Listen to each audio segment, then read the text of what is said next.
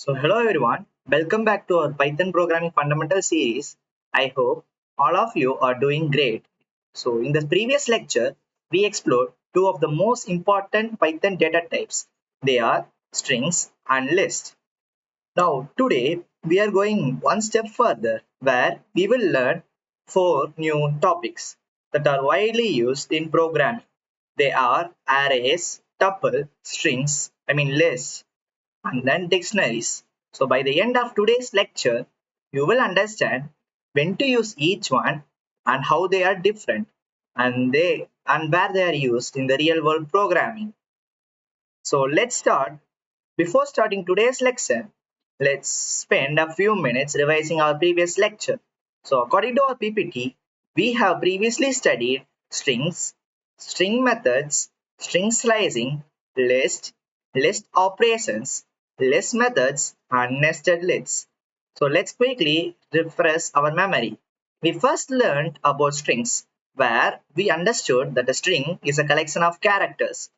We learned how to create strings using single quotes, double quotes, and triple quotes. Then we learned about string indexing, traversal, and slicing. We also explored many useful string methods like upper, lower, replace, find, and many others. So after that, we moved to list where we learned that list can store multiple values inside a single variable. So unlike strings, lists are mutable.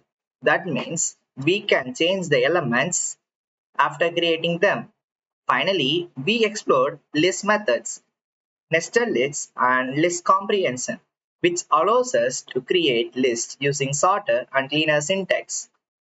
Finally, we explored list methods, nested lists, and list comprehension, which allows us to create lists using shorter and cleaner syntax.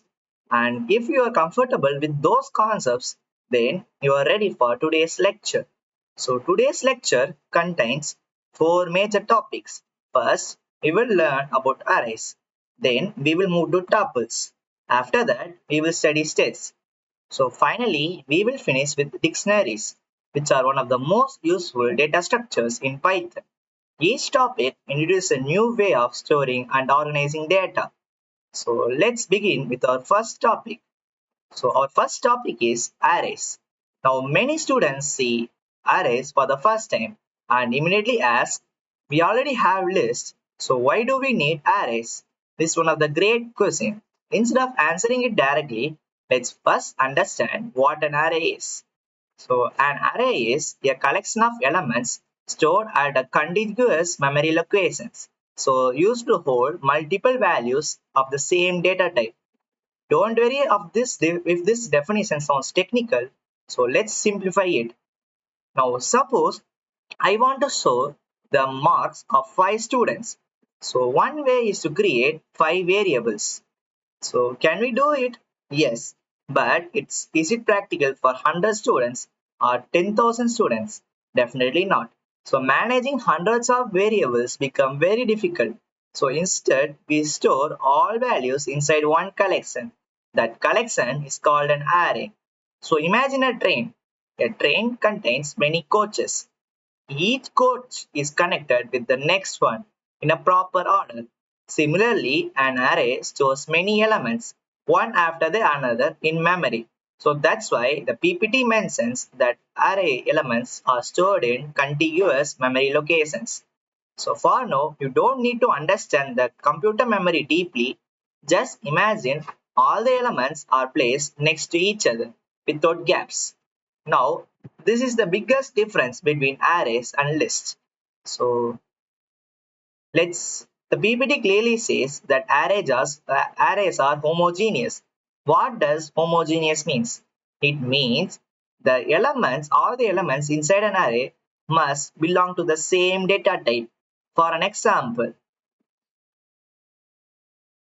let me give me a minute. Let me open the ideally. Okay.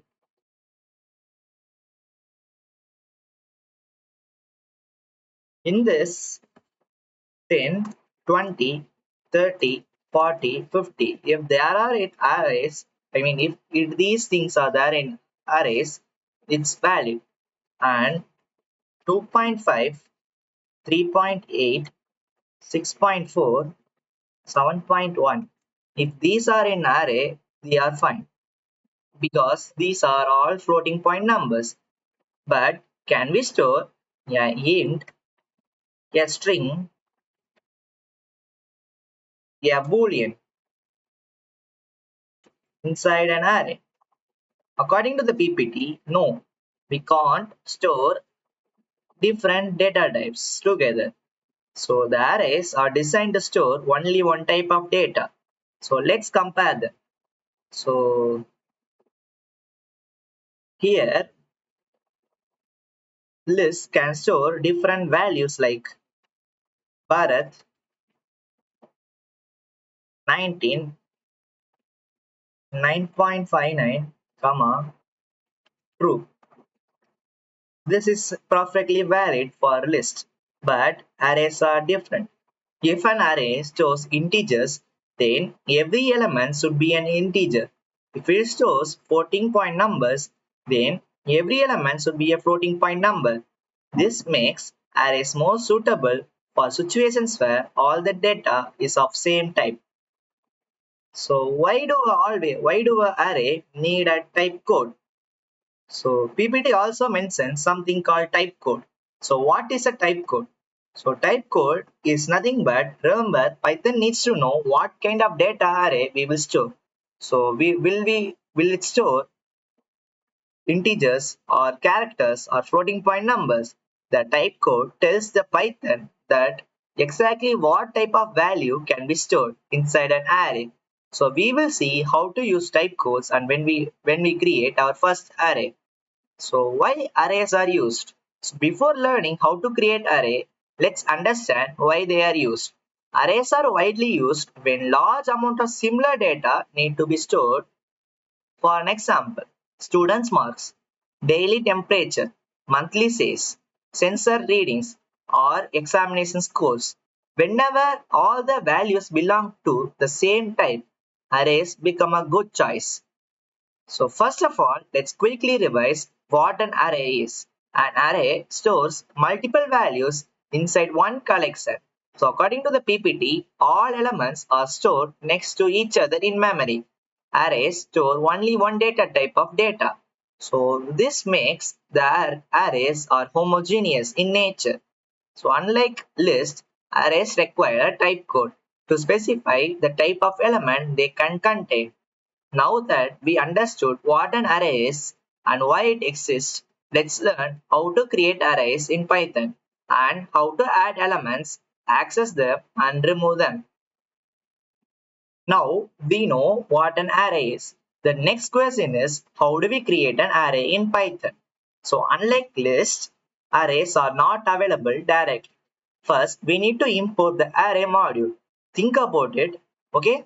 Earlier, we learned about modules. The math module gave us mathematical functions. Similarly, the array module gives us the ability to create arrays. So the first step is, let me open the file.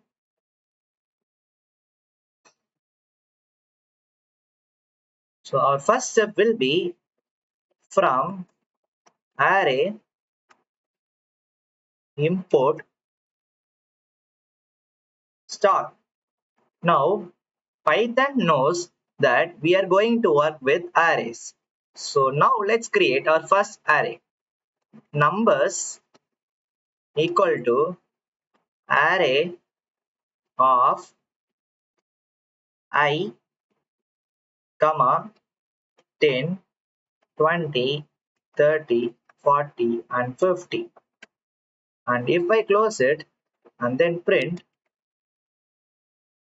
numbers, the output will be array type code I, then 10, 20, 30, 40, 50. Let's understand this line carefully. This part. This part clearly says there is one I. This is called type code. So this type code tells Python that this array we will store integers. Then inside square brackets, we write all the elements, okay, which we need to have in array. So this is very simple. So understanding the type code. Now many beginners look at I and ask, why do we write this? So remember earlier we discussed that arrays store only one type of data. So Python must need to know which type we are going to store in it. So the PPT mentions that arrays require a type code before during initialization.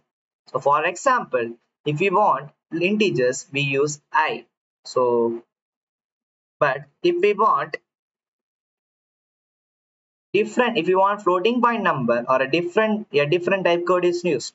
For now, just remember that the type code tells Python what kind of values the array can contain. So now some of you still wonder, if list can also store numbers, why should I learn arrays? That's a fair question. Lists are more flexible. They can store different data types. Arrays, on the other hand, are designed for situations where all values belong to the same data type. Because these arrays are commonly used when working with large collection of similar data. Now, suppose our array already exists. Can we add more elements? Yes. The PPT explains that arrays support two methods. They are append and insert. So let's understand both. So append method adds a new element at the end of array. So for an example, here we have an array called numbers, and if we have numbers dot append, and then let's keep it 60, and if I enter and then print numbers, the Python gives 60. See the output 60 got, the element 60 got attached to the array from the last. Okay, it's very simple, right? Think about a queue at a ticket counter. So whenever a new person arrives, they stand at the end of the line. That's exactly how append works. So insert. Now suppose I don't want to add the value at the end.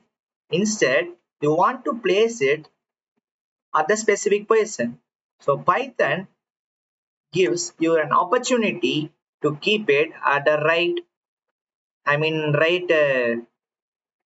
indices. So for an example, here if I have numbers dot insert 2 comma, let's keep it 90, and then if I print numbers,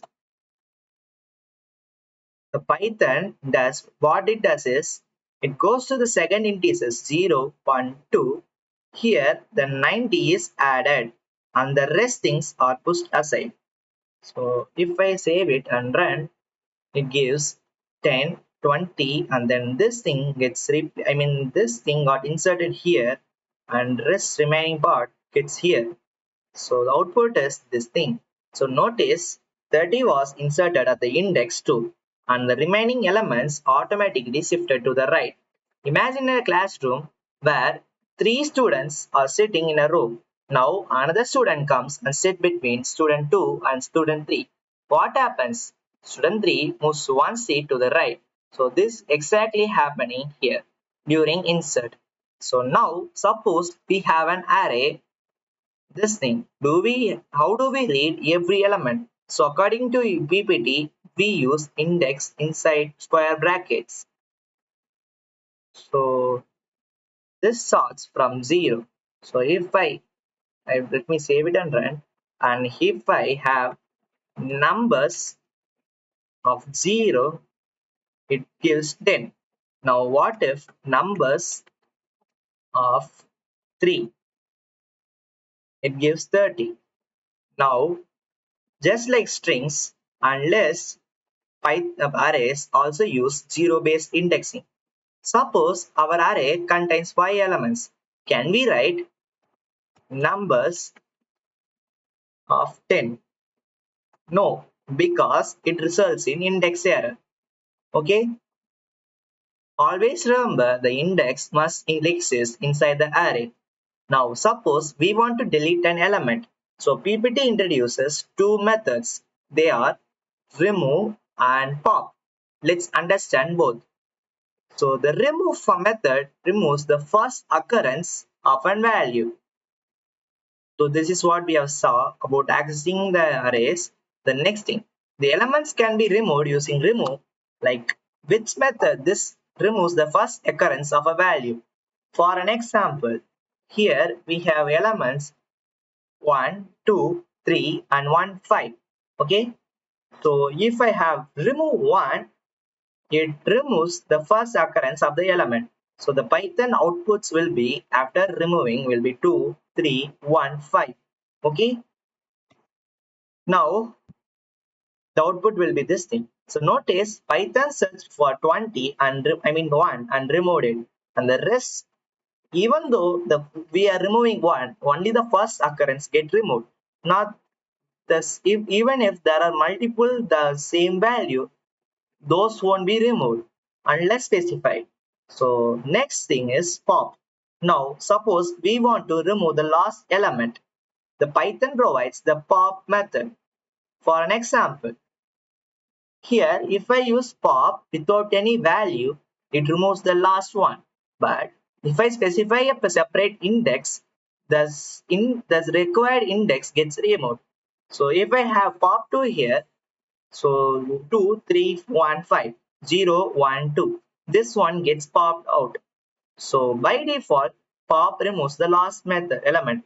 The PPT also mentions that we can provide an index to remove a specific element. Now, the element at the index 1 is removed. So let's check your understanding.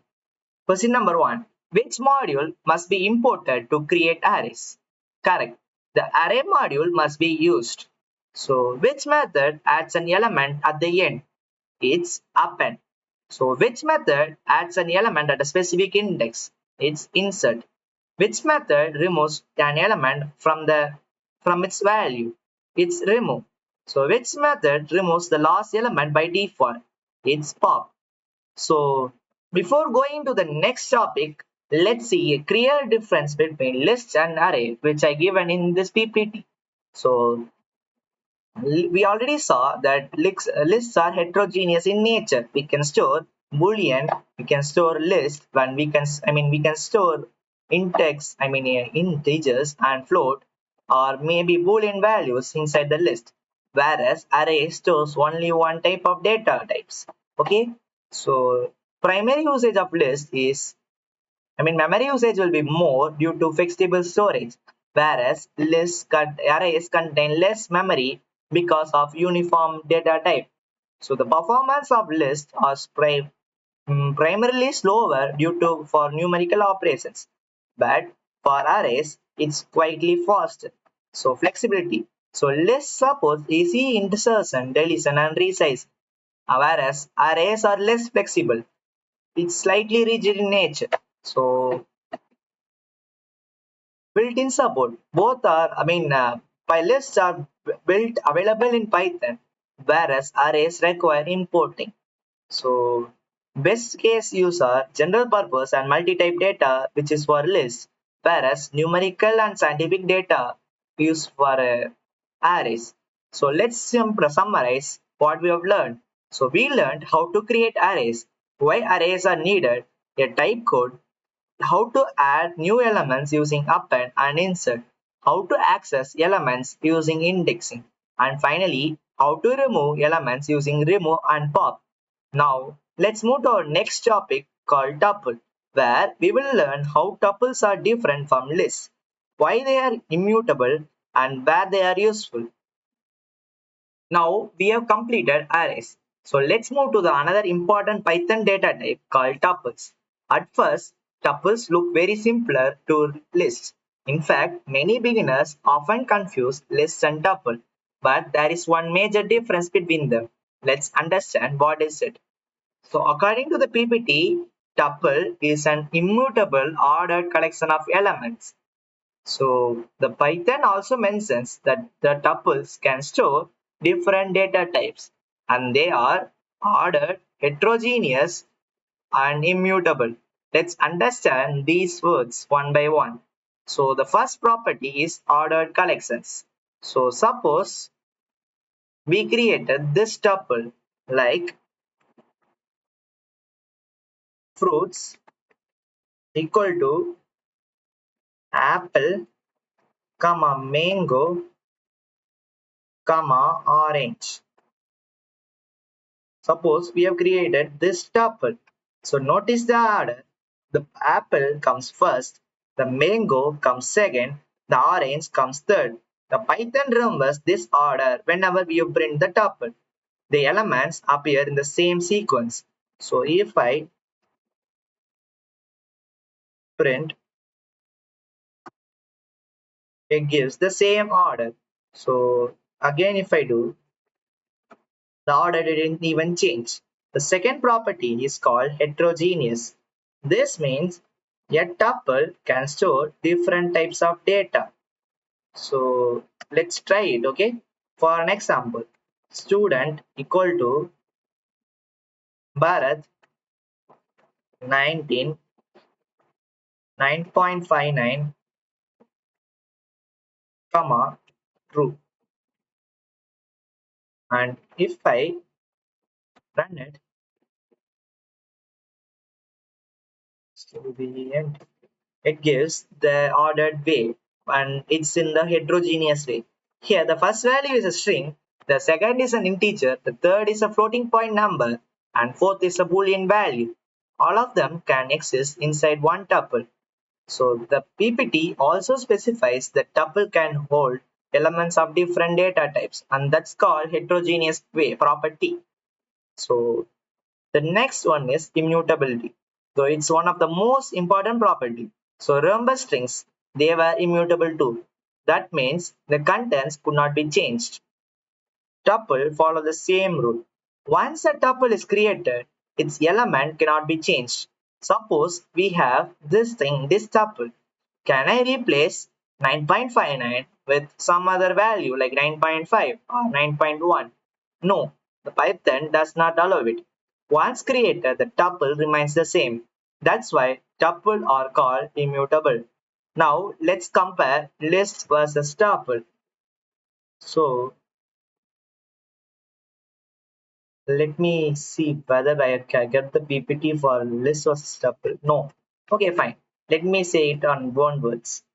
So lists are mutable whereas the tuple are immutable. Lists have square brackets whereas the tuple use parentheses. So everything else looks similar. Both are ordered, both support indexing, both support slicing. The biggest difference is whether the data can be changed. So creating a tuple. The PPT explains that tuples are created using parentheses and commas. The example like 10, like let me have an example here, okay? So if I have num equal to 10, 20, comma 30, comma 40, and if I print num, it prints the tuple. Simple, right? So let's create another tuple.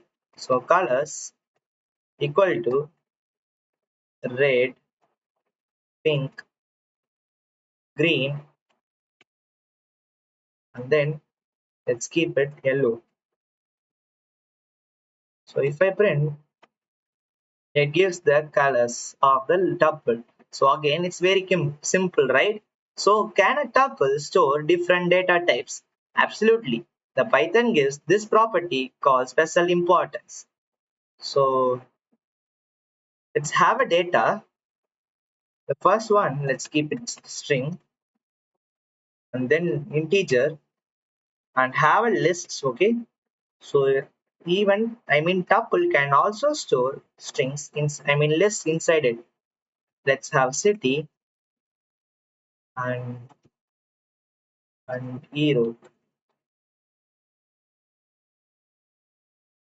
So notice the tuple contains a string, an integer, a list, even a dictionary. This shows that tuples can hold different types of objects. Now, suppose I have a tuple, like colors are given here, right? Suppose I have that. How do we access en element exactly like list? So the PPT says the tuple support indexing. So accessing the elements, okay? So indexing and slicing. So the example is like, okay, suppose I want to access the second index, I mean the first index of the tuple. So it's simple, color of 0. So this gives the first index, I mean this returns the first element in the tuple. The second is, let me try, colors of 2. So this returns green. So tuple also support negative indexing, like colors of -1. So this returns the last element in the tuple, which is yellow. So again, let's try with another one. Colors of -3. This returns -3, the third element from the last, which is pink. So just like strings and lists, tuple can also do negative indexing. So now suppose we have two tuples like T1, which is 1, 2, and 3, and T2, which is 4, 5, 6. Can we combine them? Yes. The PPT explains that tuples can be concatenated using plus operator. Okay. So for an example, if we have this thing, let's have one or variable where it has a tuple value T1 plus T2. And if I print or, it results in 1, 2, 3, 4, 5, 6. So notice Python creates a completely new tuple. The PPT also mentions an important rule. Only a tuple can be concatenated with another tuple. Trying to concatenate a tuple with a list will produce an error. So let's try it, okay? So if I have a tuple 1, 2, 3 plus integers of 4, 5, 6, and if I run, it says type error, can only concatenate tuple with a tuple, not list. Okay? So the next thing which we'll be discussing is tuple slicing. Just like strings and lists, tuple also supports slicing. Suppose we have numbers 10, 20, 30, 40, 50. Okay. Now, if we print num of 1, 2, 4, it results in 20, 30, 40. Remember the rule. Start is included, the end is excluded. Exactly the same rule we learned earlier. So Python also mentions that the negative step values can be used to reverse a sequence of tuple. Suppose I have num -1 and it returns the reverse values of tuple. Okay, so now suppose I want to delete only one element from a tuple. Can I do that? No. Why? Because tuple are immutable. The PPT clearly says that individual elements cannot be deleted. However, we can delete the entire tuple. For an example, del num. So this deleted the entire tuple. So once deleted, trying to print the tuple will result in the error. See, the name num is not defined. Okay, so now let's learn very useful concept called tuple unpacking. So we can unpack tuple using asterisk operator, or for tuple unpacking. Let's understand with an example. Let's have a keyword, I mean variable called student, where it is Bharat, 19, LPU. So if I have this tuple, now instead of accessing each value using indexing, we can directly write name, comma age, comma college equal to student.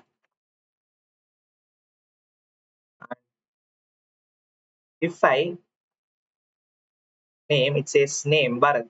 If I print age, it says 19. And if I say college, it gives LPU. So the Python automatically assigns each value to its variable. Now what if tuple contain multiple elements, I mean many elements, but I only want the first and the last while collecting everything else together. So that's where we write asterisk operator. This becomes self, okay? So let's have it like num equal to 10, comma 20, comma 30, comma 40, comma 50, comma 60.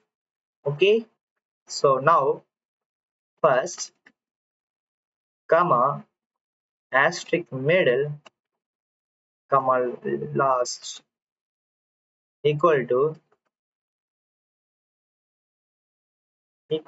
num, and now the first value stores 10, the last value stores 60.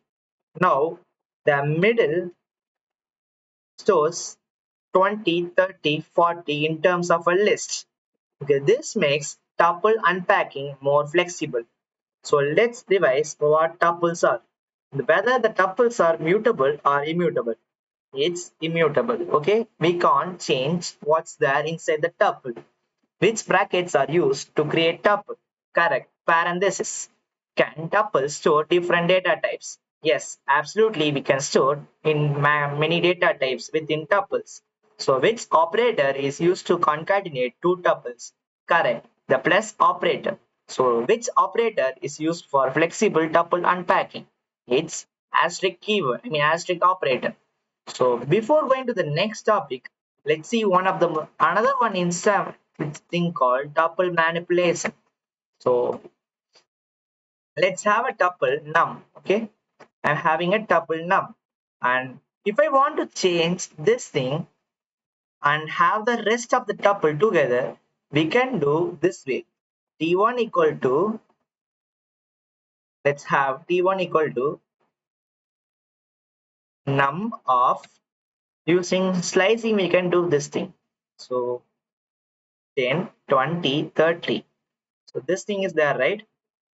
So that's till till 3 we will be having slice plus what thing we need to change, which is let's have 90, and then plus what are the resting num of,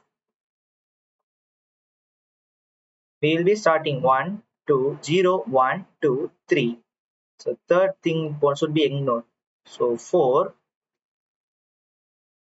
and if I print T1, it results in 10, 20, 30.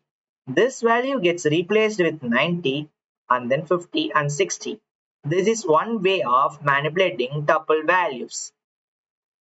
We can also change a different thing, like let me go to this thing. Here I'm having a tuple, so let's have another one tuple T equal to, so this is a empty tuple which you have created. So for I in tuple, for I in num, if I equal to 40, t plus or equal to 40, else t less or equal to I. Using this, we can update the value.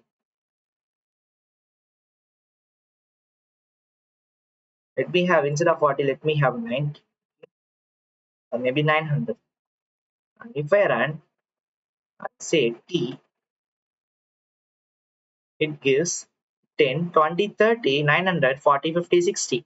So this is how we can easily manipulate the tuple values. Okay, so let's have a quick recap of tuples. So today we learned that tuples are ordered, heterogeneous and immutable. And we learned how to create tuple, access elements and perform indexing and slicing. Also concatenating tuple and deleting the entire tuple. Finally, we performed tuple unpacking using asterisk operator. Now let's move to another interesting Python data type called sets, where we will learn why sets are automatically remove duplicate values, why they don't support indexing, and how programmers use them for fast searching and unique data storage. Now that we have completed arrays and tuple, let's move to the another useful Python data type called sets. So at first, sets look similar to lists and tuple, but they behave very differently. In fact, sets have some special properties that make them extremely useful in programming. Let's understand them one by one. So what is a set? So according to the PPT, a set is a built-in Python data type used to store a collection of unique items. The PPT also says that sets are unadded, so they can automatically remove duplicate values and they support fast searching, insertion, and deletion.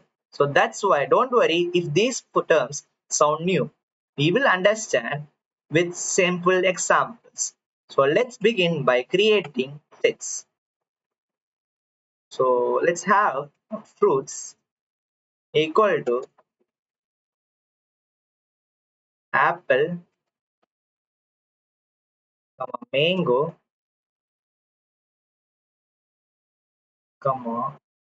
orange. If I close and then get output, it gives apple, mango, orange. Notice we use curly braces to create a set. So at the first glance, it looks similar to a dictionary. But remember, a set contains only values. They have no keys or no key value pairs. So now this is one of the most important property of sets. The PPT clearly states that sets are only store unique elements. The duplicate values are automatically removed. Let's see with an example. Suppose I have a set of n numbers which is start from 20, then 10, 20, 30, then 20, then 10, and then 40. So what does this n return? So if I print n, it gives 40, 10, 20, and 30. So how many values did we write? It's 6. But two values here were repeated, which are 10 and 20. So now let's see the output. The output here is only 4 values. And where did the duplicates do? The Python removed them automatically. This is the biggest advantage of using sets. So imagine your classroom. Suppose the attendance list accidentally contained your name 3 times. Will the teacher count you as 3 students? Of course not. You are still only one student. Similarly, a set keeps only one copy of every value. So this PPT clearly also mentions that these are unordered. Suppose we create the set here like this. Even though we created in this order, the Python printed in this order.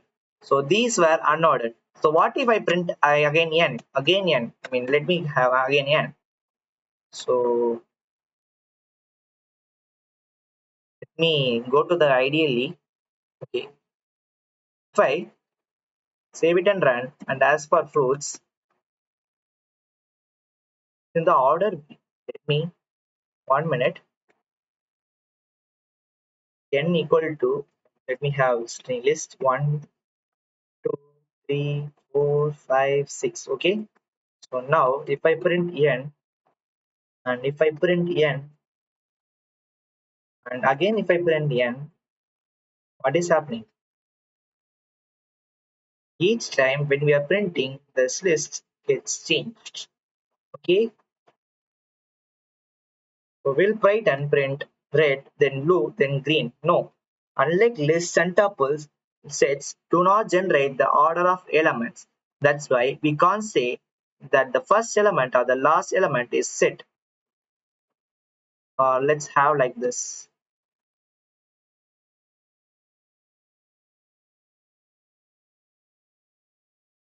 Set. If I run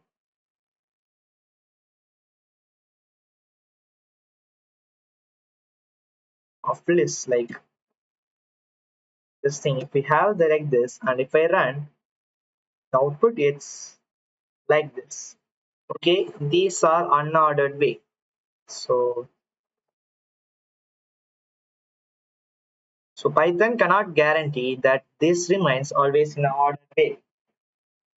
Why we can't use indexing? Now here is an important question.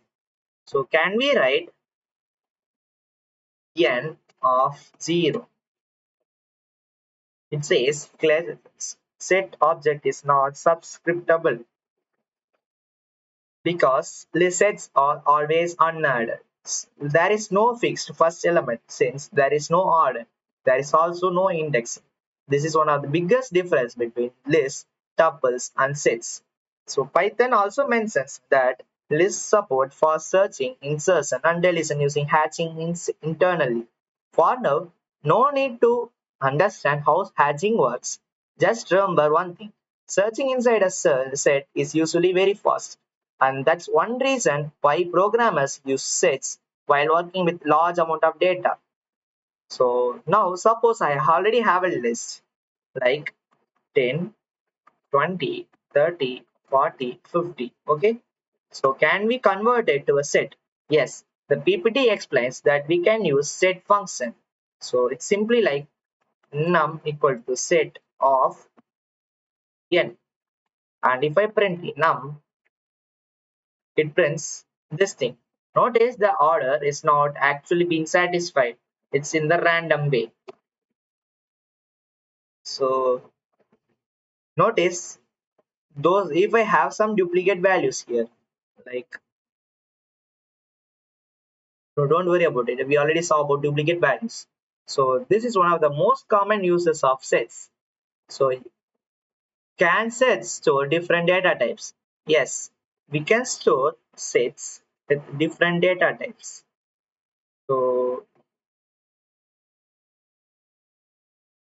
So that thing is called heterogeneous elements. Suppose I have a set called yes, where I am storing Python programming and then 10, 52.7 and then true. The output is programming true Python 52.7 and 10.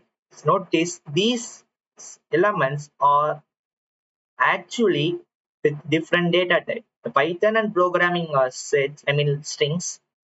10 is a integer. 5.2 is a float. 2 is a boolean value.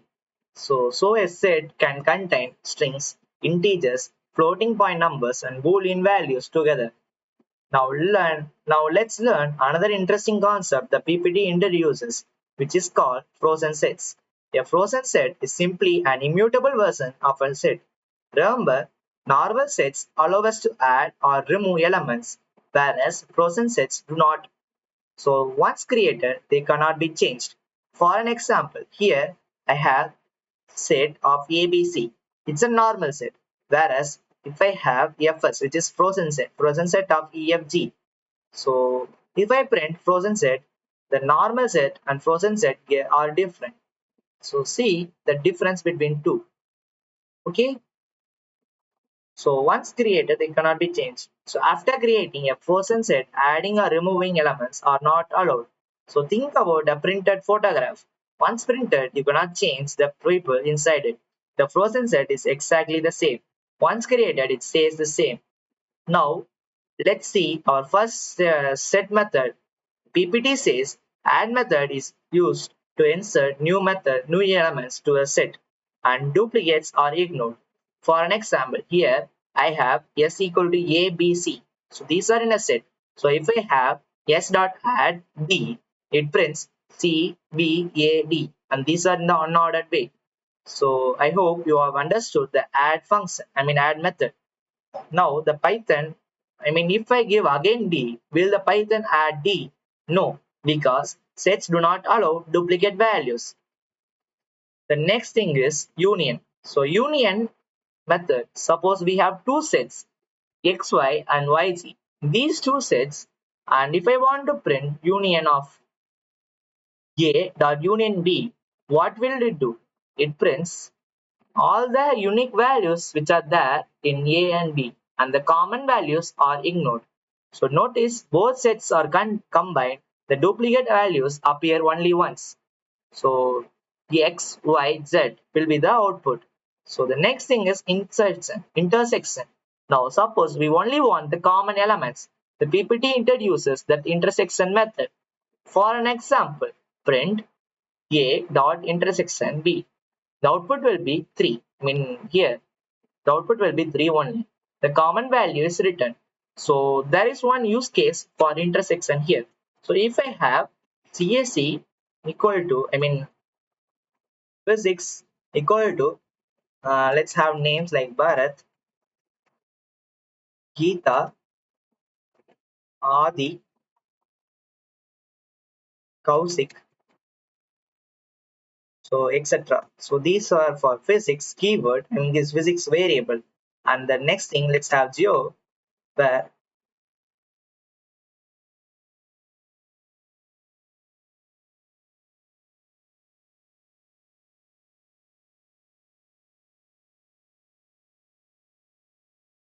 and then, so if I have these kind of two sets, and I only want the things which are common in bit both. So what does I will do? I will just print physics dot intersection of zero, and the output will be Adi and Bharat. So see, these are the cases where the intersections are used in common. So the next thing is difference. So now suppose we want only the elements present only in set A. Here we can use difference method. So in this example, so if 1, 2, 3 and 2, 3, 4, A dot difference B, the common elements are removed. So 3 is common, 3 and 2 are common here. The output will be only 1. Okay. So I hope you understood what it is. So then finally, it's clear. So clear function clear function does remove all sets value, all the elements and return only a empty set. So this is what are the basic methods which are there in sets. So there are some operators which we can use in sets. They are key in S, key not in S, key S1 double equal to S2, S1 not equal to S2, S1 less than or equal to S2. So these things, these two check is these both thing equivalent or not equivalent. This thing checks whether S1 is a subset, and this thing is checks S1 is a proper subset, superset, proper superset. And if I have this thing, it's union. If I have and, it's intersection. And if I have minus, and it's difference. And if I have this, it's set of elements that precisely one of S1 or S2. So I hope you have understood what sets are. So let's revise what sets are actually. Can sets contain duplicate values? No, the sets cannot contain duplicate values. Can we index can we index use with sets? No, we can't index with sets because sets are in an unordered way. Which function converts a list into set? It's set function. Which method adds a new element? It's add. Which operation runs only with common elements? Intersection. So let's summarize today what we have learned with sets. So the sets can only store unique elements. They are unordered, so they do not support indexing. We learned how to create sets, convert, and other collections using set and frozen set. So and perform important operations like add, union, intersection, and difference. and clear. Now, let's move to the next and final one of the most important topics of today's lecture, which is dictionaries, where we will learn how Python stores data using key value pairs and why dictionary is one of the most powerful data structures available in Python. Now we have reached our final topic of today's lecture, and honestly this is one of the most important data structures in Python, and it's called a dictionary. Almost every real-world Python applications uses dictionaries. So whether you are building a website, a mobile app, an AI project, or even a smart login system, you will definitely work with dictionaries. So let's understand them. So what is a dictionary? So according to the PPT, dictionaries store data in the form of key value pairs. So instead of storing only values, the list or tuple or dictionaries முடிச்சிட்டு வந்துடுறேன் 10 நிமிஷம். So dictionary user stores a key on its corresponding value. Think about an English dictionary. On the left, you have a word. On the right, you have its meaning. Similarly, Python stores a key and its value. So let's have an example here. So, okay, student equal to, let's create a dictionary, okay, name, and then it's a key, and Bharat is a value, comma, next key is age, and 19, comma, GPA, colon, 9.59, and then here, name is a key and Bharat is a value. Similarly, age is another key and 19 is a value. It's very simple, right? Suppose, why we use dictionaries? Suppose I ask, like, what's the Bharat age? So if we store everything inside a list, we must remember the person. But with the dictionary, we can simply ask using the key. So that's why dictionaries make searching much easier. So instead of saying, give me the third element, you simply say, give me the value of the key. So the next thing is called zip. Suppose suppose we have two separate lists, names and marks. Can we combine them using zip? Yeah, we can do. So how it does? Notice the Python pairs the first name with the first mark, the second name with the second mark, the third with the third.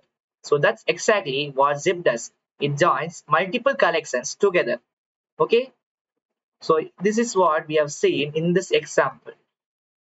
And now let's see about enumerate function. So now it's another useful function mentioned in this PPT is enumerate. Suppose we have this thing. Let's suppose we have fruit, fruits, fruits, and then it's a list of apple, mango, and orange. And then normally a loop gives only the values, but what if we also want its end index? That's where enumerate is used. So how we can use is for index comma value in enumerate of fruits. Print index comma value. If I save it and run, it gives 0 apple, 1 mango, and 2 orange. So very useful when we need both persons and the value. So now let's see about how to create dictionaries. So creating dictionary is very easy. So the PPT explores that the dictionaries are created using curly braces. So where each key is separated from its value using a colon. Example, here data is equal to name, Zake, comma, age equal to 22. So this is an example. Notice every key has its own value. So now as we have discussed about creating dictionaries, let's see the next thing called accessing the dictionary. So this is how we can access a dictionary. So Now suppose we want student's name. So do we use indexing? No, actually. So dictionaries do not use indexes. Instead we use key as an index. So let's have an example. So yes equal to, let's have values such as name equal to Bharat, comma age equal colon 19, city colon 0, and it's ended with curly braces. So we have created a dictionary. So what if I want to access the name of student? So I simply use print yes of name. So where name is a key. So what does it do? It returns the value of the key. So it is Bharat. So similarly, if I print yes of city, it returns zero. So it's very easy. So adding and updating values. So here is a question for you guys. So can we add new information to that list? I mean to the dictionary itself? Yes, the answer is we can do that. So the Python explains that dictionaries are mutable. So we can add values like for an example given in this PPT, like if there are D equal to name Sam, and if we give D of age equal to 21, so it gives age as 21. So let's have in this example itself. So let's have course equal to CSE, and then if we print yes, what does it return? It returns course CSE. Notice the new key value pair is added using this thing. And what if I want to update the age? So if I want to update the age, what I will be doing is yes of age equal to 18. So if I print yes, it returns Bharat this thing. So first the age was 19, now the age become 18. So the new key, I mean we can also add new keys and also update the values. So this is what adding and updating a dictionary. So the PPT also introduces multiple ways to remove data from a dictionary. First, del. So if I have del of d of a, so it returns, I mean the key value pair with a key a is removed, whereas the other remaining things still exist. So the next thing is called pop. So pop removes the item with the with the returning value. So it removes the key and returns its value. So if I have d dot pop a, so it returns, I mean it deletes this key value pair and returns its the value. So I hope you understood how pop method used here. So the next thing is called pop item, which removes the last inserted key value pair. So here the last inserted key value is this thing. So using pop item, we can remove this stuff. So I hope you understand this thing too. So the next thing is clear. So clear removes everything from a dictionary. The dictionary is still the dictionary exists, but it's become empty. So the PPT introduces several important methods. So let's understand them quickly. So keys returns all keys. So if I have student dot keys, s dot keys, and it returns dictionary keys, name, age, city, and course. So if I use s dot values, it returns all the dictionary values which are Bharat, 18, Euro, and CSE. So the next thing is items. So if I have s dot items, it gives us tuples. The key value become tuple and it's in a set way. Okay, so the items return both keys and values together. So the next thing is called update. So if I have another one's dictionary called D, and where I'm having one of, and then I'm having one of Bharat, comma, name of Adi, comma, age,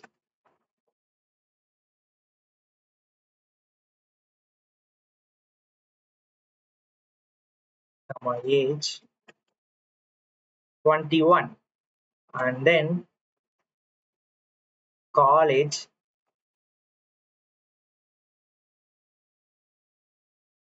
LPU. So if I have this as a dig, let me change this thing. Okay. Now, if I did like as shown in this PPT, that is d dot update the dictionary. So if I did this, uh, so yes dot update d and then print d and print s. See the name changed to Adi, the age changed to 21, city Erode, core CST, 1 Bharat, and then college LPU.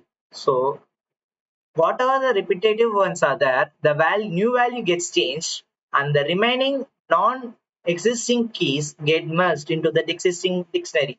That's what happened here. So the next thing is called set default. So set default checks whether a key exists or not. It creates, okay, so it creates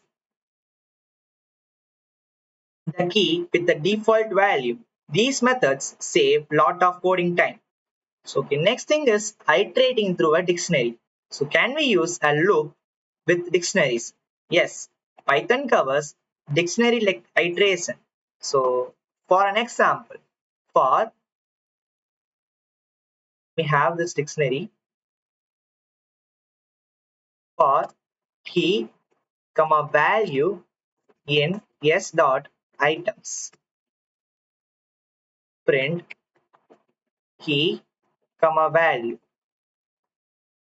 So what does this thing do? It prints all those key and value parts together.